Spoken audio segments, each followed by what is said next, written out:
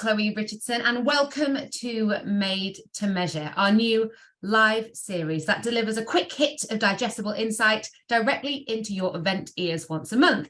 And today I'm joined by fellow host and event industry pal Alex, wherever he is on your screen, he's there on mine. And we're going to be spending the next 15 to 20 minutes talking about New Year, New Me things, the trends that you all need to know for 2023. So from sustainability to talent, tech to data, we're going to be looking at 5 things that every event professional should probably keep an eye on over the next year, based on research from across the industry. Now, before we really get started, one quick note to all of you as our attendees. We would love to hear from you. So if you've got any questions or comments throughout the session, please do throw them into either the Q&A or the chat boxes below. We'll make sure we get to as many as possible during the call, or of course we can do it afterwards. And outside of this quickfire episode today, we also welcome any other topic suggestions or feedback. So please do feel free to reach out to us whenever inspiration strikes. Now, almost time to start. Alex. Hello. Before we dive into the 5 trends of 2023, I want to start with a little bit of almost totally irrelevant trivia. Now, for those that don't know, Alex and I love a bit of a pub quiz, trivia as they call it over in the States. And I like to totally discombobulate Alex at the start of these episodes by throwing a random question at him that is vaguely, loosely related to what we're going to be talking about today. So, Alex, the title of this session is New Year, New Meetings. So my question to you is, how old do you think New Year's resolutions actually are? When do you think the first New Year's resolution was documented in history? Oh, that's a great question. It's got to be modern history. I can't imagine, in ancient times, some Egyptian turning up and be like, right, here's, it's going to be a new me this year. So I'm going to say, I don't know, let's go 1920s. Oof. So close, only 3,920 years out, because it was in fact 4,000 years ago, and it was actually invented by the Babylonians, who were the first civilization to hold recorded celebrations in honor of the new year. And they used to do what they called a New Year's pledge, which of course later became New Year's resolutions. And for those that don't know, Babylon, or the ancient city of Babylon, is what we would now call our present country of Iraq. So there we go. They were the very first to start with New Year's resolutions. But we're not going to talk about the Babylonian resolutions. We're going to talk about the new year for us in the meetings and events industry, whether that's corporate events, whether that's associations, or whether that's expos. So can we set the timer, please, Alex? So we make sure we stay within our allocated 15 minutes or 3. We're going to go 15. Oh, there we go. Yeah. Okay. So to really quickly set the scene, we've all got a bit of a buzzword hangover from 2022. The amount of times I heard people say bleisure made me feel absolutely sick. But what certainly happened was expectations shifted and priorities changed. And of course, the next 12 years will be as rife with change as the 2 before it. But what trends might be the most significant as the spotlight moves from hybrid and virtual events to newer and sometimes even older challenges that perhaps are just resurfacing again? So using a range of resources from things like the ICE Corporate Event Research, which is sponsored by Cvent, Amex GBT and loads of others, Alex, and I'm totally giving credit to Alex here, he's pulled together an overview of 5 trends worth looking out for in 2023. So Alex, as it was you that did all the hard graft, do you want to take us through trend numero uno? All right, let's go. So the first trend, I think, is one that everybody knows or everybody has come across, and that is sustainability, specifically sustainability in how businesses, both corporate organizations and traditional trade show organizers, are going to be more sustainable with the events that they put on. Now, we know from the research that there's about 80% of the industry have outright said, in some of the reports that I've looked at, that they take sustainability into account when looking at their meetings. However, what's going to be quite interesting, I think, is how much of that is, hot air from, event planners and event organizers, just because it is one of these massive buzzwords, and how much of it is actually going to be put into practice, and, what difference it is going to make to our industry as a whole. So that's a trend I think we're going to see. Yeah. And I think it's going to develop as we go through the year, as we see more people putting on, more sustainable events, shouting about it, looking at these programs. See, that's it. There's 2 points there that I really want to put a pin in. The first is, first of all, 80% sounds huge, but that's 20% of event planners have said they're not taking sustainability into account. Yeah, they just, that's it. Yeah. Scary to think that that's a fifth of all event planners. But the other thing really is, we've been talking about sustainability for so long. It's going to be interesting to see if this is really the year where we actually start, like you say, doing something practical about it, stop talking about it and actually start applying, whether that's legislation, whether it's policy, whether it's carbon budgets, whatever it might look like. I'm really interested to see where that will go. So great. Trend number one, sustainability. Should we move to trend number two? Yeah. Okay, so this is one that I'm going to talk about, which is talent acquisition and retention. Now, everybody on the episode today will have mentioned probably in the last 12 months, the skills shortage, the difficulty with actually retaining talent or the difficulty with finding talent in the first place. Last year, we talked about the Great Resignation. We talked about the YOLO economy, as a lot of economists like to call it. It was a really difficult time in talent acquisition and retention. The tide is shifting, however. So I've got a nice little stat here.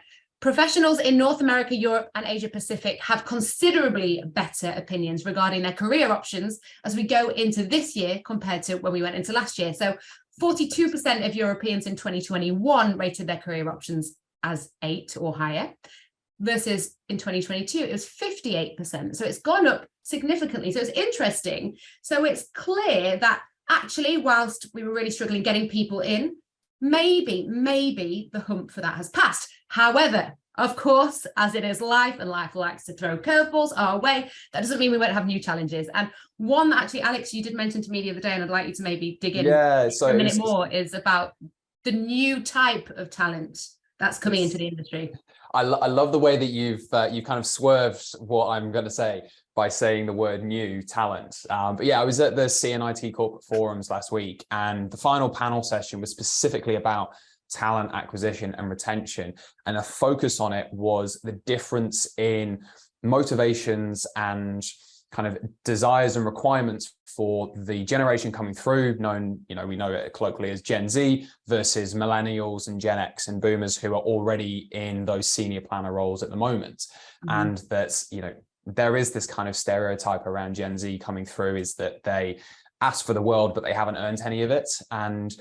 But then they also take their mental health extremely seriously, and they're not working themselves to the bone 80 hours a week, like, was seen as a good and cool thing in the way to move up the ladder kind of in previous generations. So there's definitely things to learn from the generation coming through, but there's also challenges that we have to deal with in order to kind of create a more cohesive working unit, or workforce as we go through this. And it's such a poison chalice, because like I said, the thing that we were talking about last year is, where are we going to find talent? We need to really nurture the grassroots of the events industry to say it's not just about working in hospitality. We're so much more than that. We have to make it attractive for people to come into the events industry. But the thing is, now that we are perhaps doing that, what we're finding is the people that we're attracting are this newer generation who we maybe don't really know how to engage with or even kind of nurture in their own professional way. So it's really interesting to hear that that's a challenge. And I'm sure that's something we're going to talk about loads probably in the next 12 months. So that's trend number 2, talent acquisition and retention, specifically generational groups. So trend number 3 is event technology, and specifically changes within event technology. Now, over the last 2 years, we've seen it, all over the place, all over the industry, that the industry's been on a big spending spree when it comes to event technology in order to help facilitate virtual meetings, in order to connect with audiences, all over the world. And now I think we're seeing a shift, and people are starting to consolidate their tech stack. They're starting to look at, what is actually important for our business, our brand, how, which pieces of technology are going to be important for us moving forward. And I think we've all seen it where there's been a slowing down in the event tech space in terms of the growth. We probably all noticed that, but it's like, how can the right event technology support the event planners and the expo organizers of the world to deliver the experiences that their attendees will demand from them? Now, it's not just, they will say, we need a better experience. So how can tech support that?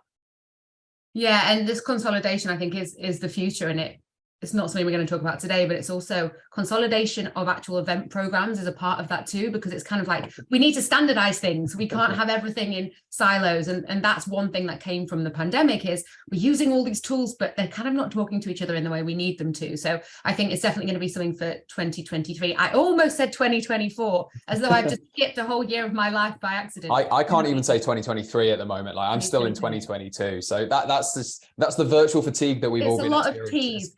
I do it as well with my birthday. Soon, in like 6 months before my birthday, I age myself. I add on an extra year. So when I have my birthday, I think I'm a year older than I am. It's very weird. But yes, totally agree. Trend number 3, event technology changes. Looking forward to seeing what comes from that.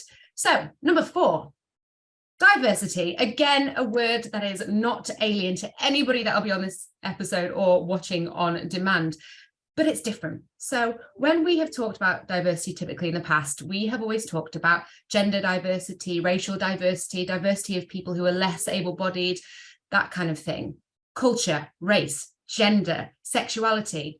However, that has been for years almost the low-hanging fruit of diversity. And what's really interesting is the DEIB of diversity, equity, inclusion and belonging, the scales might start to tip slightly for the last 2 letters. So inclusion and belonging, I think, are going to be a really important part of 2023. Why is that? Because actually it's so much more than culture, race, gender. What it's all about is neurodiversity. So how can we support and build an industry that is more inclusive for those people that are neurodivergent? Now, for those of you that don't know what neurodiversity means, I was going to ask that, Chloe, because I came across this at the event last week as well, and especially in the talent section of the panel. So yeah, what is neurodiversity? Well, I'm glad you asked. I pulled a dictionary definition. So this is from the Oxford Dictionary. Now, neurodivergent means differing in mental or neurological function from what is considered typical, and it's frequently used with reference to autistic spectrum disorders. So being neurodivergent means you're not neurotypical. There are some studies that suggest that we know of, around 40% of the population have a neurodivergence. So whilst it's not neurotypical, it's actually pretty typical to not be neurotypical. So it's strange that we haven't yet found ways to address it. Now, why is this important for the event industry? 2 reasons. First of all, our attendees. We need to start building, creating, designing events that really cater to those that are neurodivergent. Make sure we're taking in sensory needs. Make sure we're understanding things about space, hearing, lights. All of these need to be considered.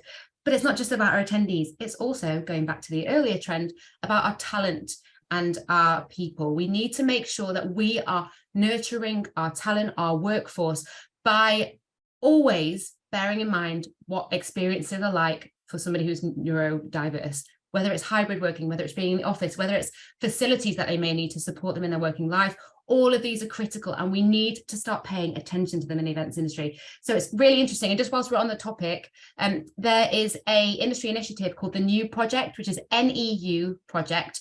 And I just want to quickly mention it because if anyone's interested in neurodiversity, which I really am, it's worth digging into and finding out a little bit more. The NEU Project is a group of event professionals, leaders, thinkers, planners, strategists, who've all come together to try and make the world more welcoming and productive for all neurotypes. And what they're doing is they're starting with event spaces, and then they're going to be moving to partnerships in workplaces and beyond.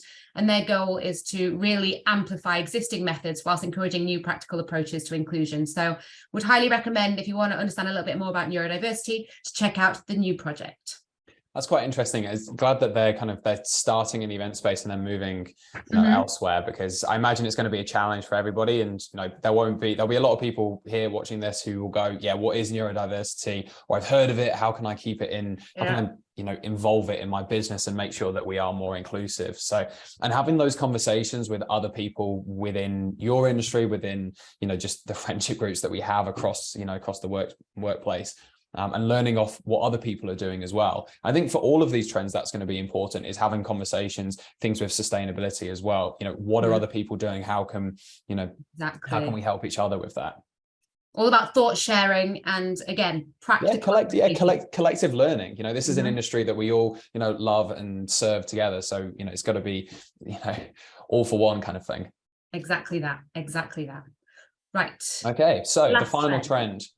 So the final trend is data and insights. And I think this is going to be really, really interesting, especially with the pressures that event programs have with regards to their budgets. Okay, so I spoke about this on one of the earlier episodes, that for corporate events or for corporate businesses, the marketing budgets operate, they, I think, the largest percentage of any budget, and the largest percentage of the marketing budget is the events budget, but it's the budget or the part of that, the marketing campaign, that is the least measured, because traditionally it's been the hardest to measure, whereas digital campaigns, you can track clicks and SEO, all of that, all the way through, and so you can prove what is actually happening, whereas events, not so much. So I think there's going to be more pressure for not only trade show organizers to prove, through, measurements and using the data and their specific tech stack, the value that they're bringing to their exhibitors and to their audience, but also on the corporate side as well,